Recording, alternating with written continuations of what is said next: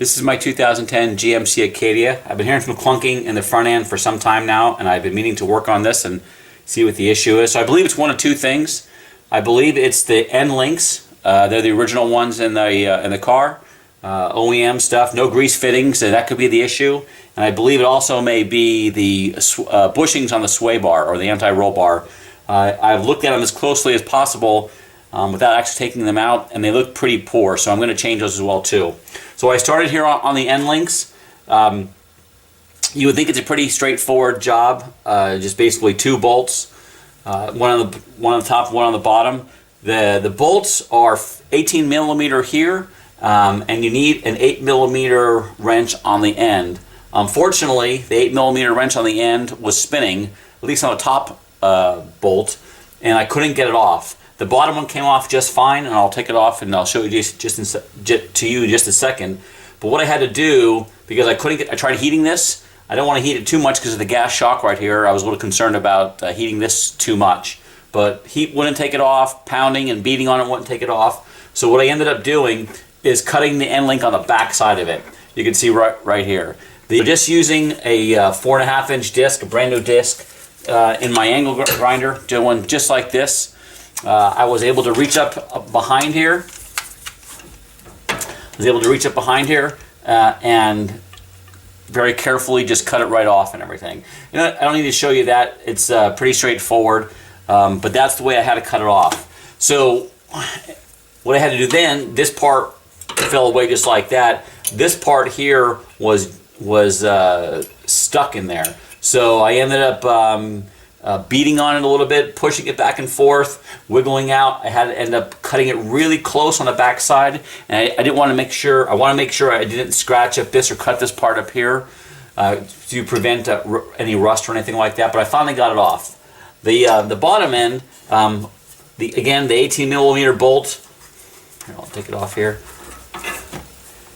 On the bottom end, the 18 millimeter bolt came right off of it, just like this, and the 8 millimeter wrench on the end wasn't corroded, fit perfectly, and I was able to back it right out. So I got off the driver's side end link. I'm going to do the passenger side now as well too, before I go ahead and attempt to work on removing the bushings for the sway bar. So I'm going to give this a shot now and see what happens. I'm a little bit concerned because this, as you can see, that's moving around quite a bit, and I don't know if we're going to have an issue with this or not. Looks like I'm going to make out on this one here. No heat on this one. I did have penetrating oil sitting on this one a little bit longer than on the other side. It's tight all the way, coming off.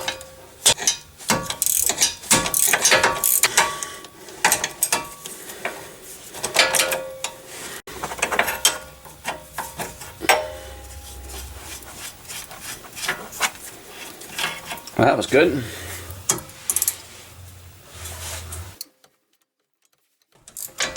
All right, so I've got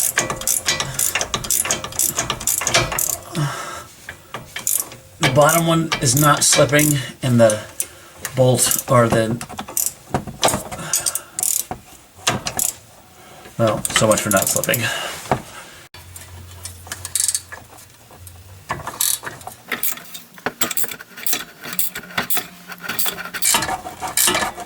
I know you can't see this, but I have the 18 millimeter wrench, ratcheting wrench on the large nut, and I'm using the 8 millimeter wrench to hold the threaded rod.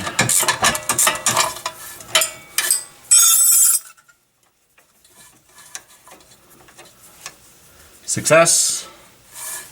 So you can see what I have done. 18 millimeter self-locking nut, 18 millimeter wrench, 8 millimeter wrench, holding the threaded rod end. On the other side, this part here was rusted and rounded off. I wasn't able to use it. Even using vice grips on it, the vice grips consistently slipped as well too. Heat didn't work on the other side, and that's what I ended up cutting it here. And this is the section where I cut off right here. To give you a little better reference of where we're at, I've zoomed out as far as I could. Here's the sway bar, or anti-roll bar.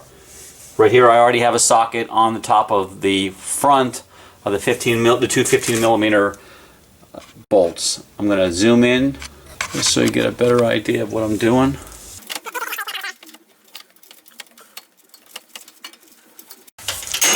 I'm going to try a ratcheting wrench.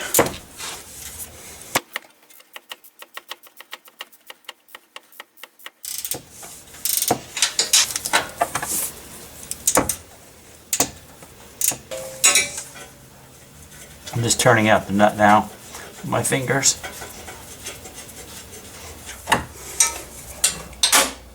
So this is the rear bolt on the passenger side bushing. It wasn't hard to get out. It's just that it was a hard spot to get. So this is the rear bolt on the driver's side bushing for the sway bar. Pretty easy to get to, not corroded at all, but I did hit these with PB Blaster before I started the project.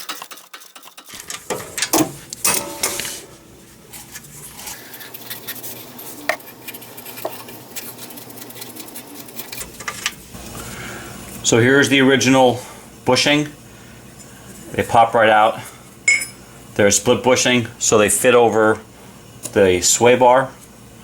Here are the replacement bushings. These are a lot stiffer. These are from Moog. I'm sure I'm going to have a hard time getting this around there just because it's so hard to get inside there. The sway bar is still in the car. You can't get it out without removing, I guess, maybe the engine or so, or dropping the K-frame. So I'll just struggle to get these in here. They're perfect fit to go back inside, so I shouldn't have any issues once I get them over the bar. So I've removed the front bolt for the bushing bracket. I'm just gonna pull this off. Doing it with one hand, trying to film is not easy.